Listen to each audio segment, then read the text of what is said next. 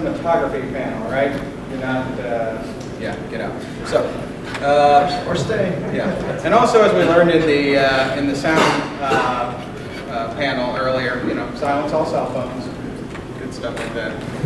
Up here we got a bunch of cinematographers, so I think I'll probably just have you guys introduce yourselves, what movie you're with, just kind of go from there. So.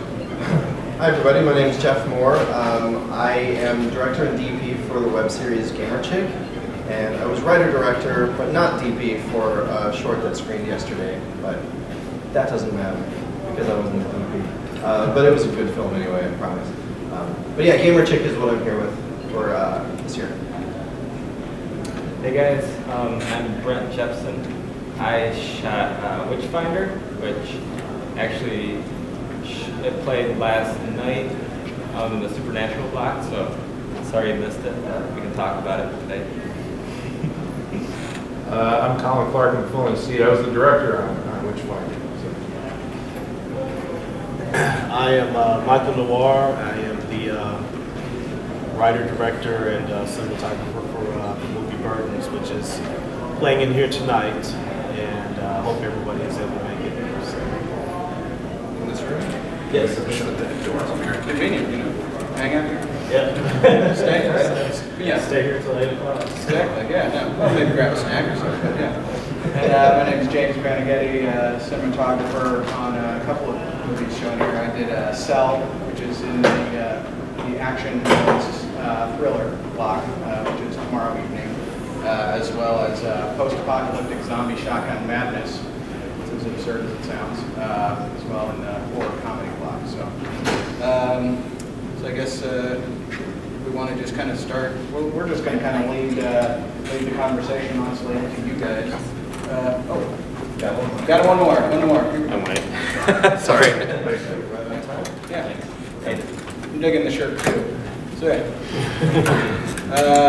name, film. Nathan Blackwell. I do the sci-fi comedy web series Voyage Trekkers. So figure we'll probably just kind of lead the conversation up to the direction where you guys want it to go. So does anyone just kind of starting out have any questions about cinematography that you would like for us all to kind of address and feedback on? Yeah, and actually, did any of you guys see any of our films yet, or the ones that have played? Witchfinder? I've seen a couple of them. Those two, we got two. We got three. I have a question. Oh. What in general do you find is I guess the most important element for you of cinematography, or what about it appeals to you? Me? Just anybody who wants to answer. Yeah. I can honestly say, and first want to acknowledge that this man sitting right over here in the checkered shirt is my former teacher, mentor, and taught me everything I know.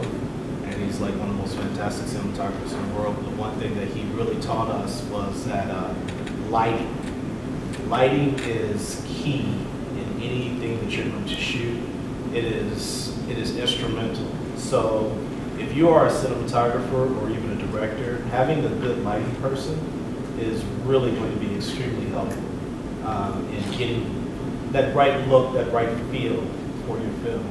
I mean, obviously lenses, camera equipment, different things like that matter, but if you don't have the right lighting, then that can really hinder anything that you're going to be shooting. Yeah, because basically with cinematography, there's kind of two things going on. That's the camera and with the lenses and how you use it, but then there's also the lighting as well. And you can use, we've done 2 seasons of my show, and the look between season 1 and season 2, there's a huge difference in terms of the quality. We're literally using the exact same camera. Yeah. It was that we finally had a dedicated cinematographer, director of photography, who was just fantastic with lights. Yeah, and I would have to say, with being, a basic or the entry-level cinematographer, Witchfinder was my first short film that I was actually working on. So Colin and I, we did a lot of pre-production, a lot of trial and error with lighting, and just, you know, once a week figuring out what worked and what didn't work, you know, and that over the course of about a year we were able to figure out all the scenes. But starting out, you really, I mean, it's a lot of, you know, you just get a sense of how you want to light it, and a lot of times we would base Witchfinder off of, you know, shots from movies that we liked or inspired us, and then we would go from there and figure out, kind of deconstruct them and figure out how they lit it, and how they shot it. A lot of Pumpkinhead.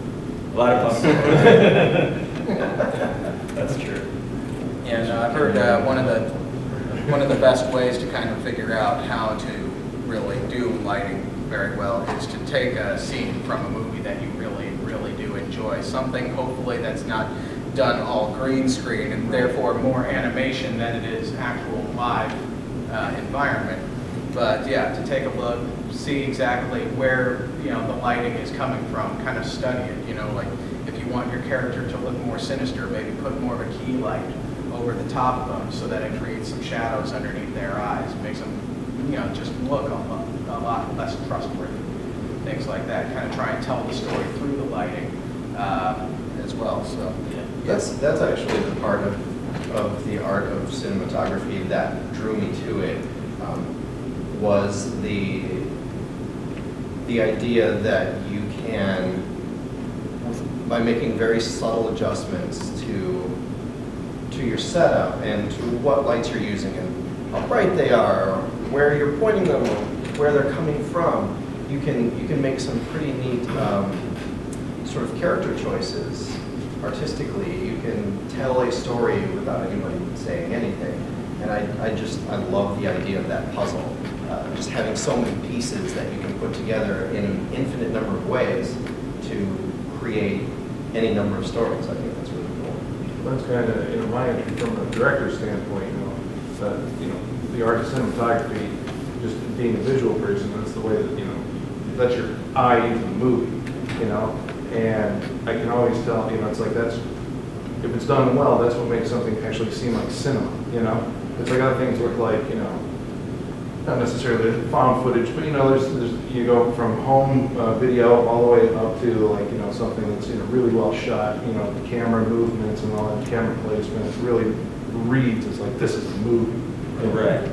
And it's those scenes in your favorite movies, and if you go back and look at them, part of the reason why they are your favorite scenes in a film is because there's, not only does it look nice, but also within the visual frame can be almost like a sub-layer, subtext to the movie. Like Colin mentioned Pumpkinhead. Well, there's a scene in the cabin where it's all, you know, oranges and reds. It's just like, yeah, exactly. It's hellish, and that alone, I mean, just visually, just reinforces everything that scene's about. And I think as a cinematographer, it's kind of your job to collaborate with the director and come up with, you know, what that looks going to be. I mean, never underestimate the power of the subtle little things. That's really what a cinematographer's main job is to do. A cinematographer will take a look at something that the director may vision. He may have a vision of, you know, a scene where a car is going down the street and he wants the lighting to be dark. Well, a cinematographer takes that and creates art with it. And again, what I'm saying about the little things, never underestimate the power of smoke. You know, I think we can all agree. You know, the power of smoke is so unbelievable. If you have, you know, a scene with just a little bit of fog, how you're able to make the light bounce through the fog, or how you're able to just really do something impactful and powerful with smoke and lighting. I mean, I kind of have a bit of an adage. I have a theory that, or a belief that directors love movies, cinematographers study movies. And every cinematographer that I've ever worked with, every cinematographer that I've ever known, they can all tell you, you know, not only who this cinematographer was on this film, but they can tell you how he lit that, why he lit that way. And that's really, really important. And just because what you're getting an understanding of is the creation of the art. Great directors have such great vision where they're able to put those pieces together, and that's really why a director is sort of at the top of the tier. You know, a director basically looks at the entire picture, where a cinematographer kind of comes in with sort of like a narrow vision, a narrow scope. They really get into the heart of how that film is going to look and how it's going to feel. Whereas the director already understands how it's going to feel, and he helps to translate that to the cinematographer. Which, if you'll ever notice on credits of like some of your favorite films, you'll notice that most of the time the director is usually working with the same cinematographer on several films. You know, Christopher Nolan is a perfect example. You know, yeah, even Wally Pfister has worked on every single Nolan project. So. I'm sorry, I was just going to mention the Coen brothers, they always work with Roger Deakins. Absolutely, yeah, Roger Deakins. I mean, Roger Deakins is like a god in our industry. In our world, yeah. In our world, I mean, he's the Stan Lee of, you know, cinematography. So, you know, the guy, you really want to study those guys, study what makes them stand out, what makes them different. I'm a huge fan of, and I can never say his last name, Emmanuel. He's the guy who works with Lubezki. Yeah, Lubezki, yeah, Emmanuel Lubezki. He works a lot with Terrence Malick. Terrence Malick's pictures, I mean, if you ever look at The Tree of Life, how many of you seen The Tree of Life? Okay. Please watch that movie. and I don't know about you guys, but that is a cinematographer's dream. The movie itself is literally built for just cinematographers because it's not the greatest story in the world. It will put you to sleep if you're looking for something entertaining, but it is beautiful and magical. And that's kind of what we try to create. You know, the photography in that actually reminded me of the first time I saw the first Man of Steel trailer. Yeah. I had that look of it, Yeah. But it's what you were saying earlier about smoke. I mean, you know, smoke is such a great tool in like all these scenes that you don't realize that there's smoke there. But to diffuse a scene and go like lay down a bunch of smoke and fan it around, you know, and then when you light it, it transforms, you know, a flat kind of image into something that has, you know, dimension to it. And I'd say also that, you know, as a director, you know, again, working with Brent on Witchfinder was probably like the closest relationship that I had on the movie because like what he saw, that was the movie. I mean, that's what you guys are going to see when you watch it, you know, kind of thing. So it's like you really have to, you know, rely on, collaborate with that person. Yeah. And I think, yeah, also like when it comes to, you know, just cinematography in general, it's not so much, everyone's always asking, well, what kind of camera are you guys using? That's the first kind of question out of the gate is like, what kind of camera are you using? And honestly, it doesn't matter. You know, I mean, it's because cinematography, it kind of seems like it's more of what you can do with everything besides the camera. Camera is just one of the many, many, many tools at your disposal. For instance, I mean, for pre-production, I mean, you have your set designer. Right. You know, you take them, you know, one of my favorite movies out there is Amelie. Oh, you know, for, yes. yeah, I mean, yeah, did everyone here just, yeah, if anyone here hasn't seen that one, oh man, every single frame of that movie is like a painting. Yeah. You know, and so, I mean, as far as that goes, you know, like other tools that we have, set designers, you know, what kind of things do you kind of use or play with set designers, maybe? I mean, and we actually, I want to mention costume designers too, because we have our set designer and our costume designer here. And like, if you have, you know, good set designers and good costume designers and good lighting and all these elements that you can basically, as long as your subjects are in frame, and you know that you have this rich background in this world that you've created, it's kind of hard to get a bad shot. Yeah. I mean, by that point, once you're on set filming, all of that has been figured out in pre-production. So on the day of, you just execute, and it's really hard to go wrong.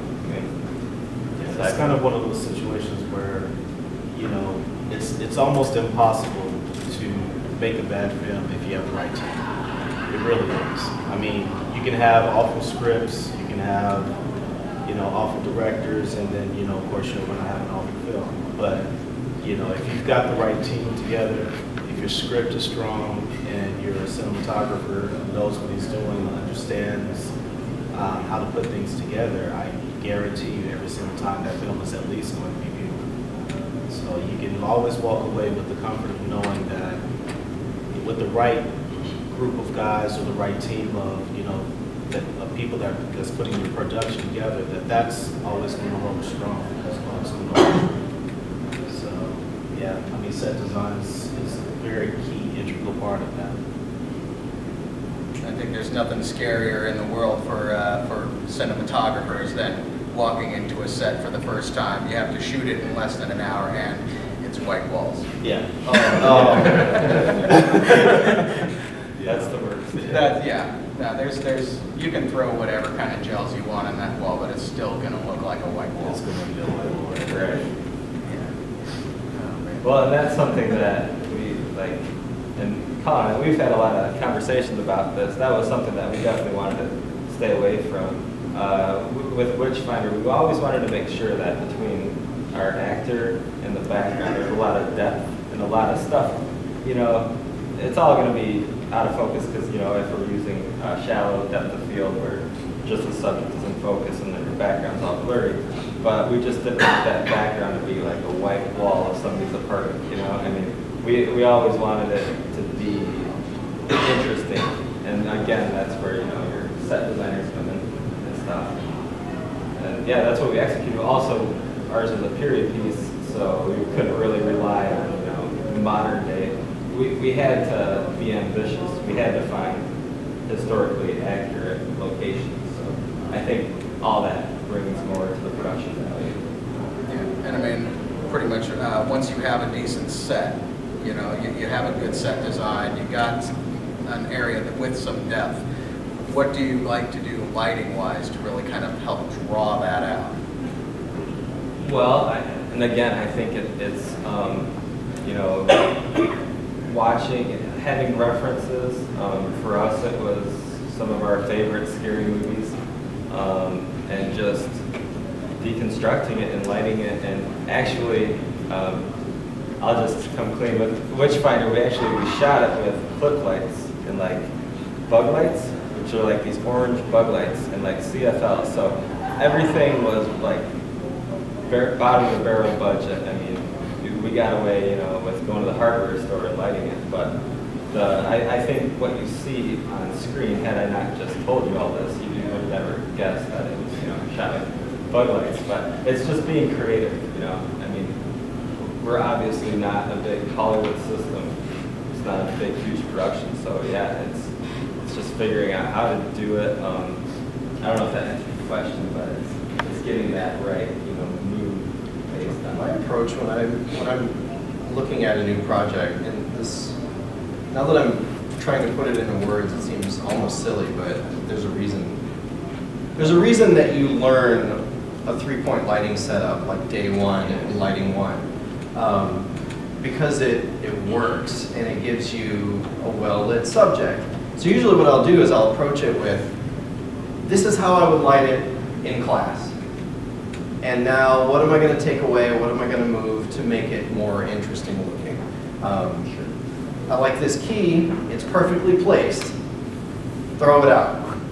Now this is way more interesting. I get some cool shadows on the face. I'm not really looking for a high key thing. Cool.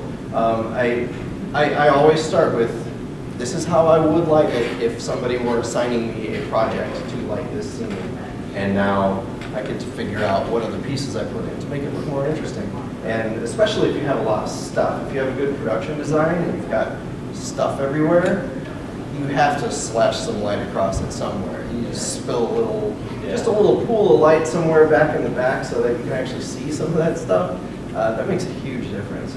And we were, with Witchfinder, like he says, you know, figuring out, we couldn't just shoot it with just a key light on our actor because it's all based on firelight. So we have to figure out a way where, you know, the practical fire, how do we mimic that with actual lights? And then, so you know, obviously you can't have a big bright light right in their face, but maybe you've got a couple, you know, softer orange lights that are, you know, if you had to explain it in the shot, it's a candlelight or a torch or a lantern, you know, I mean, stuff like that. And that's what I think is the challenge, but that's also, it's cool when you finally reach that point, like I said, you know, trial and error with that sort of stuff. And once you finally figure it out, and then you're that much richer for your next film, you can take that, apply it. So like, This is very random. So, I'm hearing all this about like the, regular lighting, but what about like, daylight and, that type of light? Do you kind of capture the vision for what you want in that setting with like, like B-roll shots of the location and location scouting and seeing that first? Or is that something that you can't really plan for? Is that you get out there and you kind of see how all the things that come together, like the set design and everything, and the sunlight hitting on that for like a sunset scene or something like that? Right. How does that work? Well, we talked a lot early on about our outdoor scenes. We want to be very stark and overcast. And November is the perfect month for that, to get that, where you have, the sun pokes out every once, maybe like twice in the whole month. So like we relied on November being very overcast. So for our outdoor stuff, we could get that stark reality. And obviously there's no leaves or anything on the trees. So you start out, what your camera shoots is very, very desolate. And then in post, we just kind of desaturated that even more and took more out of it. Just like play with the shadows of the branches and things like that. Yeah. Having worked with him, this is one of my stars from her. It's one of my actors here. I got another star sitting right there, actually. He's actually in the film museum now.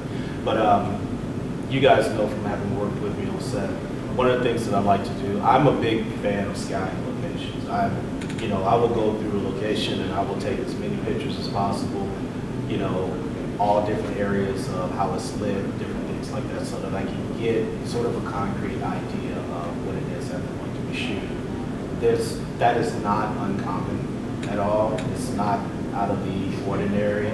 Every cinematographer has kind of like their own way. But just to sort of touch on like what he was talking about, what we do is we take what we've learned in class. So a lot of new filmmakers have this sort of history of just sort of jumping in with both feet and just, just sort of doing it, just sort of shooting. And I think it's important that you actually know and understand why those conventions exist, why there's such a thing as an axis that you can't break, why there's such a thing as three-point lighting, so that when you make that decision to break those conventions, you understand why. Because breaking the convention is one thing, but breaking it on purpose is something totally different. So, like I said, there is a rhythm that, each cinematographer is going to have with, in terms of set design and helping out the set designers with that. But there's also a rhythm and there's an understanding that we're going to have on why are we deciding to maybe use floodlights. You know what I mean? There's a reason for that, because the normal convention would say, well, just, take this 10,000, watt, light here, just blow, and blow it completely out. Well, no, why? In this room right now, I'm looking at the way that the lighting is looking, I'm looking at the way the lighting is falling on you guys' faces, I'm looking at all of those different factors. And that helps me to decide how we want to shoot it. Do you want to shoot it from the perspective of, I want the audience to actually feel like they're in this room? Or do I want the audience to feel a little bit more surreal, so I'm going to lower the lights? So different things like that are what we kind of look at anytime we get a set.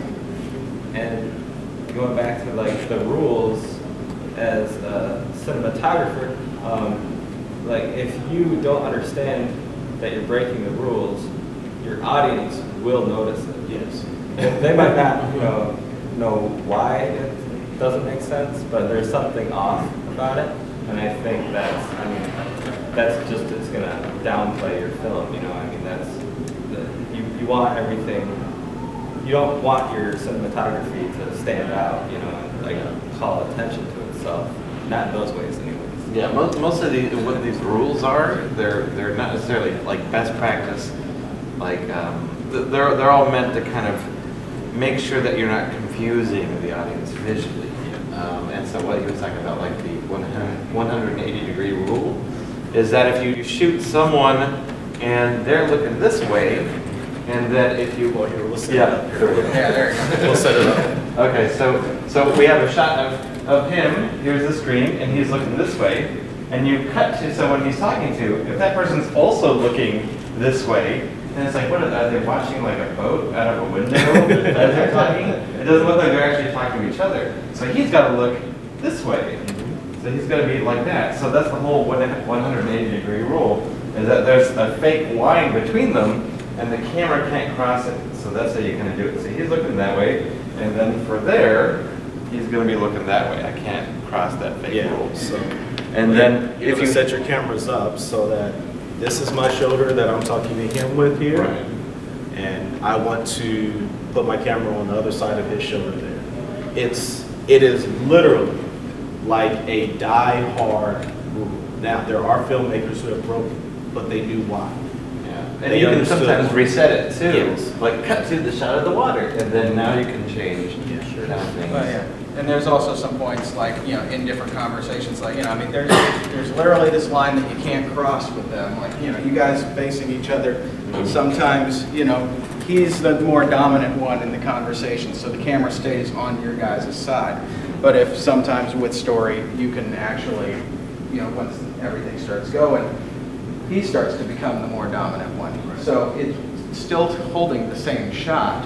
You can flip everything on him too. This is one of those ways to break it. Yeah, if the The camera conversation has The taken camera starts moving, it can the release. conversation has taken a new turn, and so in doing that, you mimic that that part of the story with the actual camera movements, and then you can shoot everything on this side until if you want the conversation to take another turn as well, go back to the way that it kind of originally was, dominant, submissive, shooting it from higher angles and lower angles as well. There's other basic kind of things that you can do that kind of change just like a normal conversation between two people. Like if we just cut to him talking and then me talking, that's relatively normal. But if in his shot you see my shoulder or the side of my head in his shot as well, then then you're aware of the connection of those two people in that same space. So you can sometimes use that as a more intimate moment, and that more intimate moment can also be dark in the sense that I'm crowding him, he's crowding me, we're kind of like in each other's face, It's kind of one of those, it's a convention that can be used to either create tension or, like you said, create intimacy, and breaking those conventions, it's important that the audience understands why. So you're sometimes like, I'm trying to think of a good example here. What was really interesting is like Jonathan Demme in like Philadelphia. Yeah. He'd have the actors in some parts talk directly at the camera. Exactly. And that's So really you uncommon. probably have all seen, that where, that the actor will be talking to the camera, and then, sometimes they'll put the camera on a dolly, and then the camera will kind of come in. Kind of think back on those films to how it made you feel, because that's important, because did it give you a sense of tension? Did you feel like, ooh, something is about to happen here? I mean, I know most of you guys have probably seen Fight Club, right? One of my all-time favorite scenes in Fight Club is where, Brad Pitt just, he completely breaks the fourth wall, and he's talking at the camera, and he's going through the speech, and then, the editors is just, they start, blurring it up, and that sense of disturbia that you're getting, those are little conventions that we take into heart every time that we shoot a film. We're looking at those different things. So, again, cinematography itself is not just about the guy with the camera. It's about what the guy's thinking at the time that he's shooting. It's about the communication that he's having with his director too. Yeah. Actually, I got a question really quick for, like, I guess everybody on the panel. Do you shoot with your eye on like what the final image is going to be, like with an eye on post, or do you shoot and then use filters after the fact and just see what looks the best? I'll let you go. We don't actually shoot with a physical filters on our thing. If I know that it's got to be kind of pushed in a certain direction, that is like if we're shooting in a hallway, it's obviously a hallway. It's like, oh, we definitely need to make this look a little more alien. And I do sci-fi, so I mean. But usually we'll try to get the look as much as we can in camera, save for any radical color stuff. And then basically once we get it into post, it's like, well, how can we, you're kind of doing a second pass at the whole idea. You know, how can we make this even more such and such? Or how can we push the same idea that we had even a little further? You know, in terms of like, you know, that's another thing that we haven't quite talked about is color, is what color can do for you, you know? Like if you make everything look red, it's definitely going to give you a different emotion, and you're also going to lose a lot. Or if you kind of make things kind of greenish and yellow, it's going to be a little sickly, you know. Or if you lose too much of the normal flesh tone colors that you're going to have on a face, then you also lose a little something as well, even though you're kind of going for an extreme look, especially like in comedy. You know, like in comedy, if you don't see the eyes, then you're losing half the joke, you know. I know for me, because I come from a pretty, you know, I come from an editor's background, so for me, everything that I shoot, if I'm directing it, writing it, or just shooting it, I always look at it from an editor's standpoint. So I'm always thinking about post. And I definitely recommend that for anyone that is, you know, considering themselves, you know, getting into being a director, because you should always think about the final cut, how you want to cut the scene up, how you want it to go. That's going to kind of help your workflow a little bit, and it's also going to help whatever it is that you're shooting, because you're thinking about the final product you're in. Yeah, you're really just kind of giving material to the editing room. That's nice, you know. And something that we did on Witchfinder, we wanted to make sure that it always had a very clean look.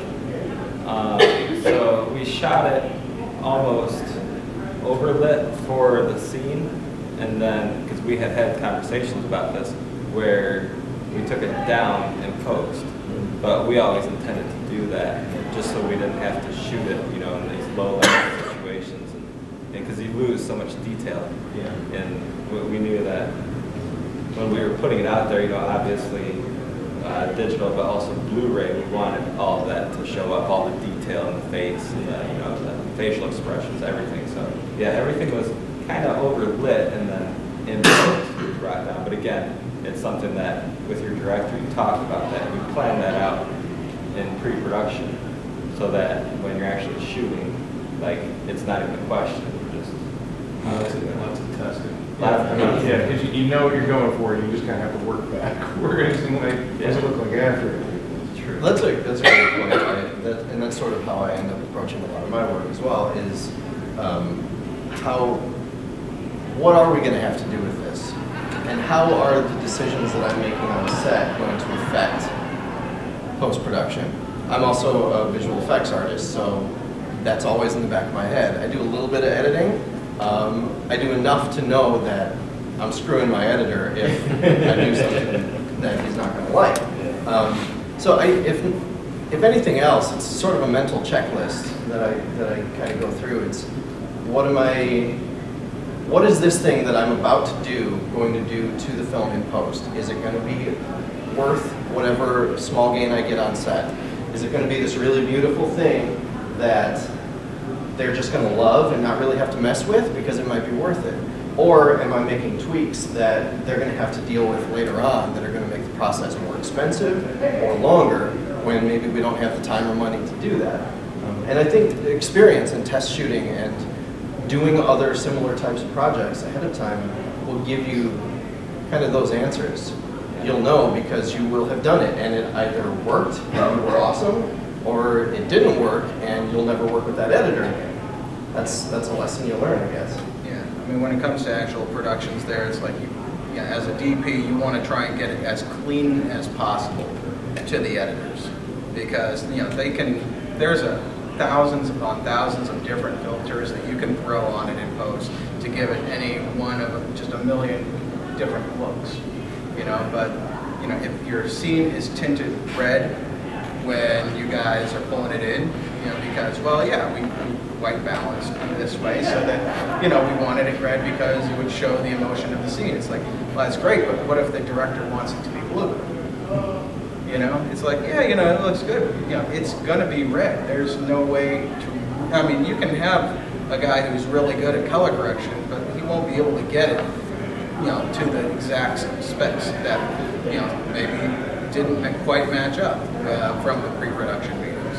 And also, yeah, if you want to become a good cinematographer, I definitely liked your comment there. Just, you know, be an editor.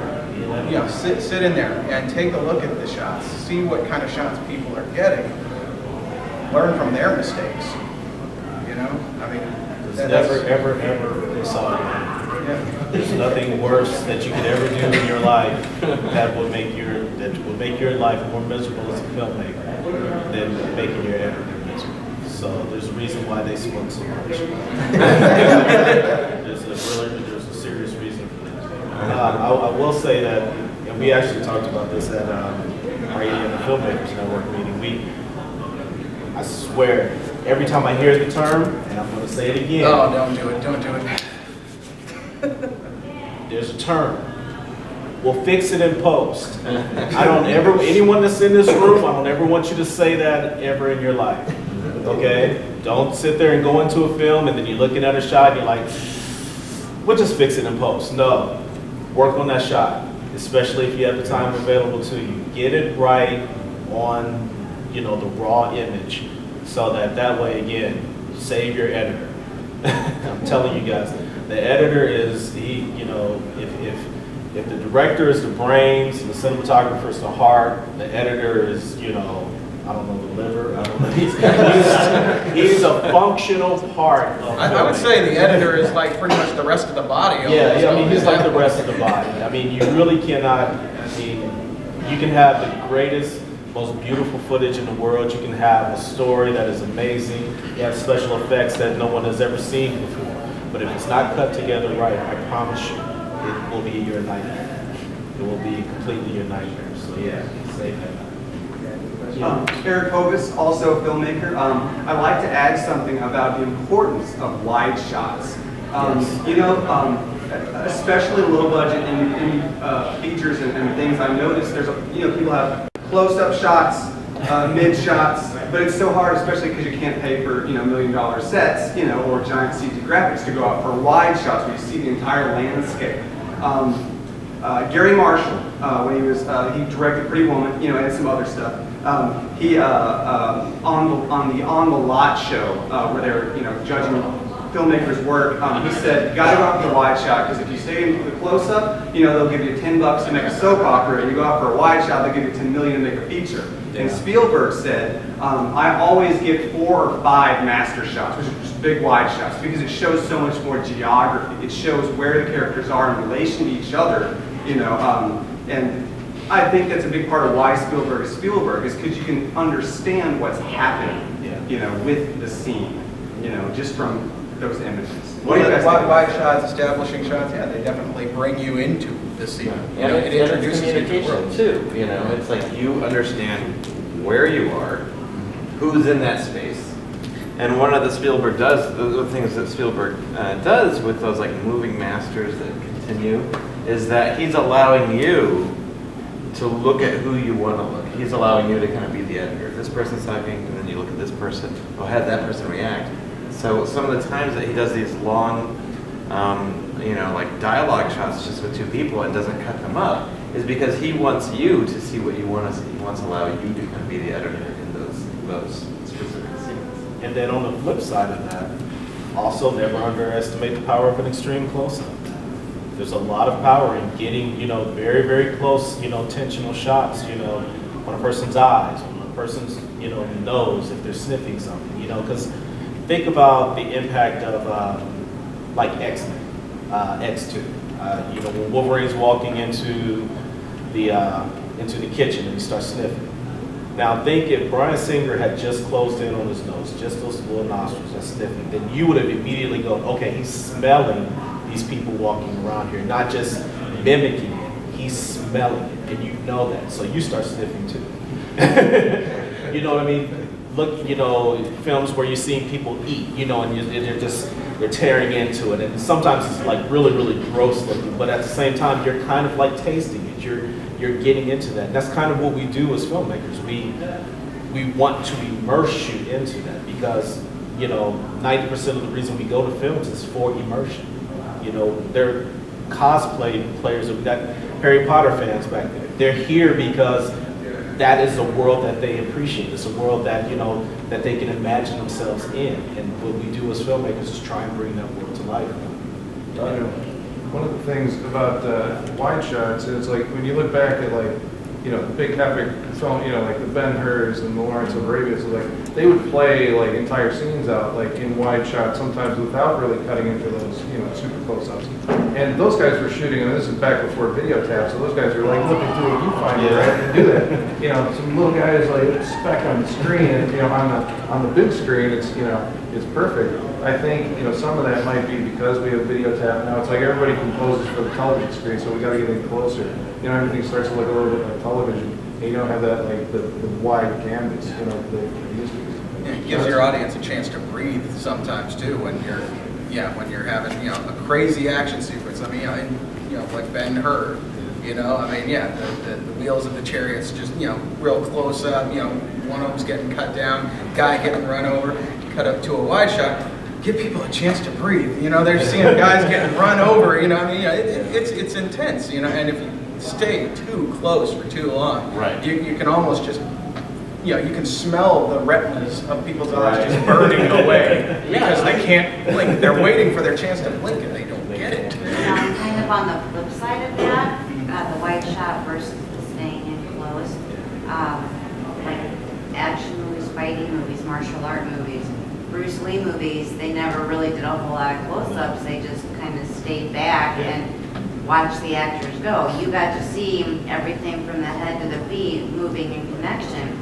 Now you watch current modern movies and they are so in close, you have no idea what's going on. Well, there's actually a reason for that. Michael most of the time it's stunt doubles. Michael Bay. You got stunt doubles, you don't totally takes you away from it. You don't care about it. You're no longer emotionally involved in it. You're like, okay, it's a fight scene. Next scene. And your brain turns to jello. Like if it's going on into 3 minutes and you're just not following it at all. And kind of what that is the same, along the same lines as we'll fix it in post. You're relying on, you know, smoke and mirrors versus action. Yeah, the illusion of action. And speed. Right. And one of the things you're losing is point of view. Like, oh, this person is now in danger. Oh, this person is now being heroic.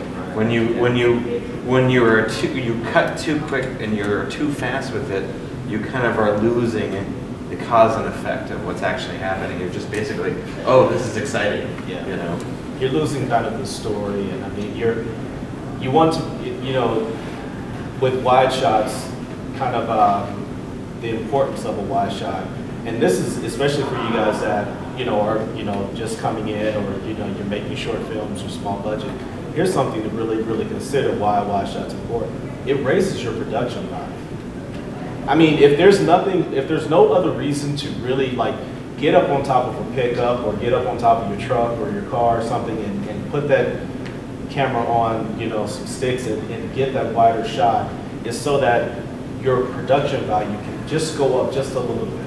Because people are going to go, oh, wow, look, they're all the way up out back. So this isn't some close, you know, I don't know, just, you know, YouTube video. It's an actual film. They're caring about the shot. We were lucky enough on Witchfinder, we were able to borrow a jib arm, and it's amazing the production value, how much it ups it when you see like your foreground and your background go like this in the shot, you know? Oh, man. You're moving from like 10 feet in the air down to the ground, or even more, you know, and it's just, when you see that, you're like, whoa, that's, because that's cinematic, and that's what people know. Like, there are a couple of questions on this. You had mentioned, of course, you know, the visuals in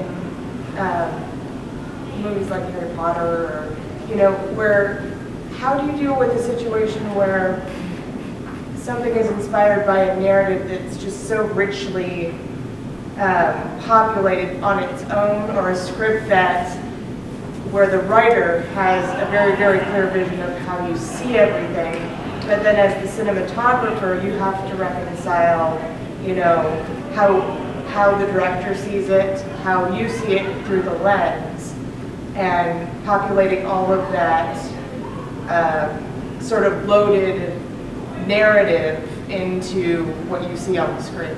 I mean, I know that he can probably speak on that, but in my opinion, it really falls a lot of times on the director. A good, solid director knows the script.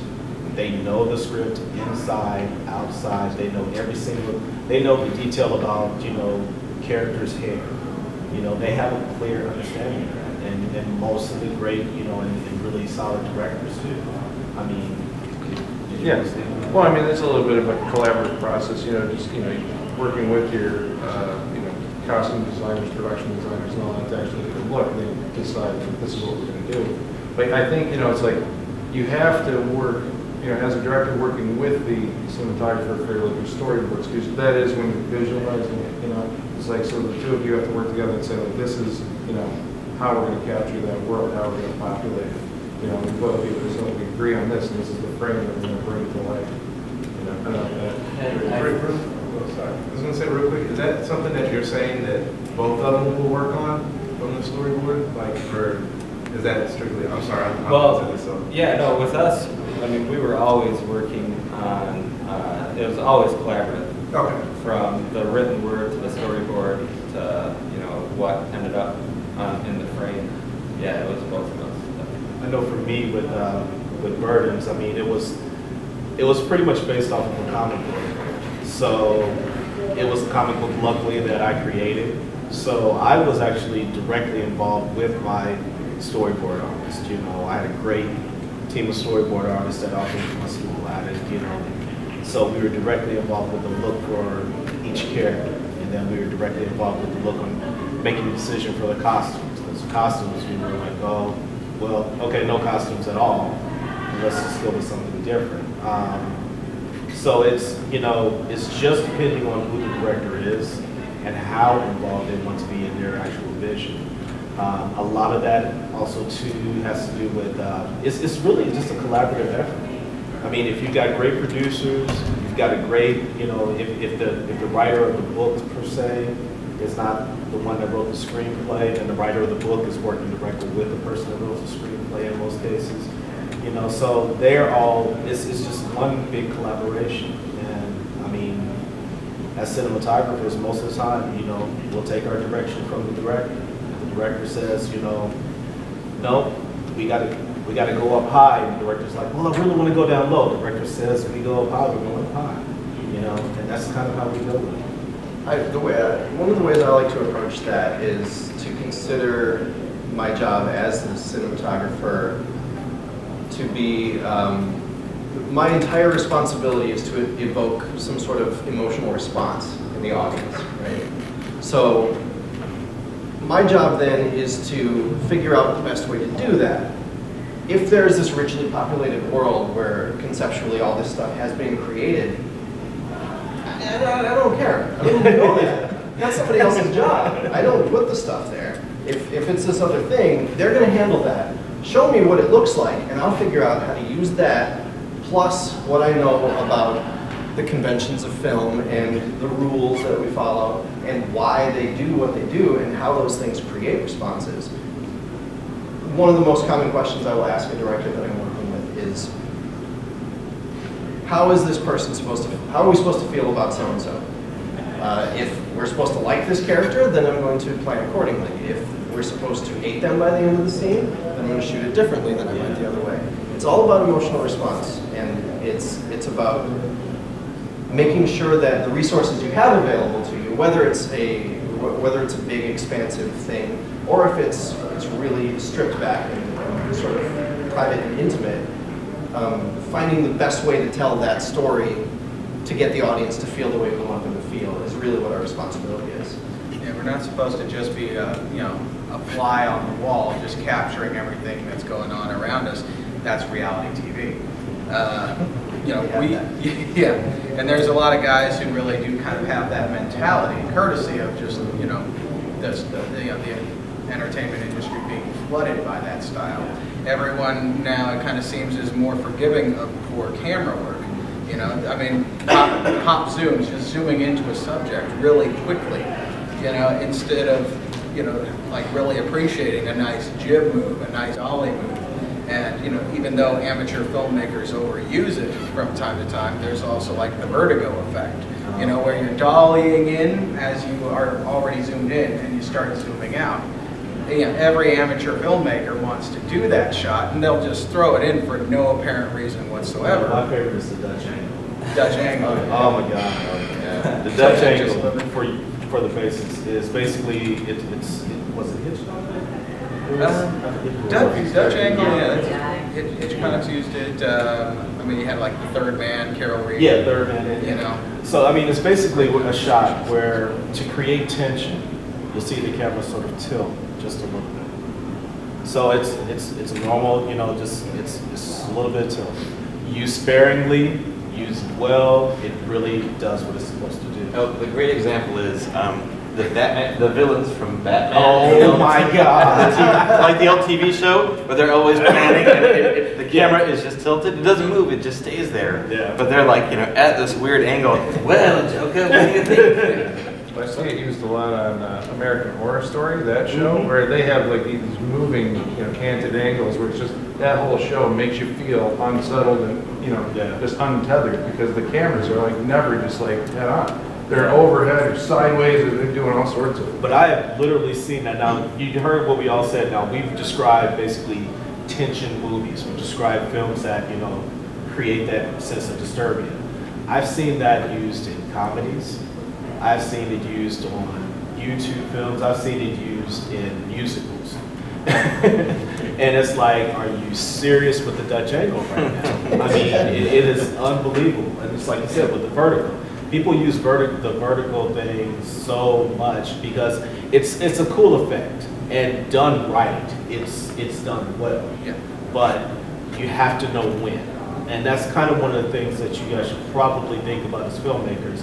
It's not just the shots that you use, but why you're using that shot. What made you decide to pick that particular shot? In my film, one of the things that I did was I actually like to get up underneath the characters. Like, you know, I've got a shot where, you know, I've got a guy who's got his hands on the wall, and I wanted to get up underneath him and actually raise the camera up so it looked like the camera was kind of coming in, like up underneath him. Created a great, you know, looking shot. I mean, I love a shot. But I mean, you know, there was the purpose of that was to give me that sense of intimacy. You know, that sense of looking through something different. I understood why I did it.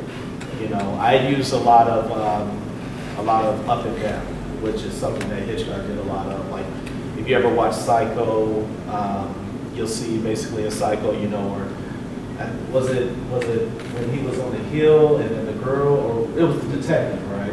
Yeah. It's basically up and down is where you have a character who's kind of dominant and scary and brooding, and he's looking down, and the camera angle is basically catching him going down on someone else. You know, I've seen that used again for no reason at all. They just do it because, oh, that's a cool looking shot. No, don't necessarily do it because it's a cool looking shot. Do it because you've got a purpose. Yeah, a vertigo effect. Maybe like have a short film or something where you just get it all out of your system, all the fancy shots, just so you've done it. So then you don't feel like you gotta do it when you don't need to. And just shoot a demo reel. Yeah. You know, you wanna do a vertigo shot? Yeah. Go shoot yourself a demo reel. It doesn't have to have a story that it actually fits into. It's supposed to show off shots. Yeah. Go for it. Yeah. I'm just kind of curious. I know for Witchfinder, they kind of benefited from somebody who was very familiar with doing After Effect type things, post-production. For the rest of you, do you do a lot of post-production computer work on your films, or do you try to get the majority of it during filming? Usually, because we do science fiction, there's a heck of a lot. Yeah. I know for me, because my film was originally just like my graduation project. It was just my capstone. I actually went into it with the intent that if I never had to put any visual effects shots in there at all, that you would still at least get the story, you would understand the movie, you would understand the plot. And I happened to get a couple of guys that put visual effects in there that, you know, to this day people look at the trailer and they're just like, who did your effects? I mean, they're just like, they're like really, really amazing. And I'm very thankful that I was, you know, able to get those guys. So I go into it thinking about the visual effects. I go into it keeping the visual effects in mind, but I also go into just any project that I'm doing with visual effects being a back burner, like an option. Sort of like a, you know, the icing on the cake. You know, the key is making a good, tasty cake, but you know, you put the icing on it, and it's like, oh yeah. You always want the effects to reinforce the story that you're telling on screen. Versus, I mean, even with science fiction, I mean, that's what it's doing. You know, with science fiction, you are creating that world and you're making it more realistic, but you're not. It's still the story first. It's the story that you're trying to. Because great science fiction starts with the story. We all have seen Blade Runner. We all love Blade Runner. Now, Blade Runner would still be an amazing story if it wasn't set in the future. If you didn't look at any of the future stuff, if you just looked at it was just a detective hunting down a group of escaped convicts, it would still be a great story. So, you know, that's kind of that's where science fiction is supposed to be, unlike Michael Bay. We all know, you know, he can spit on a movie when it comes to science fiction. Science fiction is not supposed to be about special effects, it's supposed to be about great storytelling. Yeah, sadly, one of the best quotes on special effects is that special effects without a story is a pretty boring thing, said by George Lucas long ago. And unfortunately, it looks like we're about out of time. We're coming up for the next block here, so we are going to probably have to wrap it up. But if you guys are up for it, maybe step outside if anyone has questions. Address it one-on-one.